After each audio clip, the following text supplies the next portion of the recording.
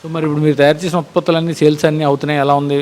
అవుతున్నాయి సార్, పర్లేదు సార్. ఇప్పుడు ప్రజెంట్ అయితే అప్పుడప్పుడు కస్టమర్లు వస్తారు, కొనుక్కుంటూ ఉంటారు. ఫ్యామిలీతో మళ్ళీ ఫ్రెండ్స్ వాళ్ళు వస్తారు కాలేజ్ నుండి.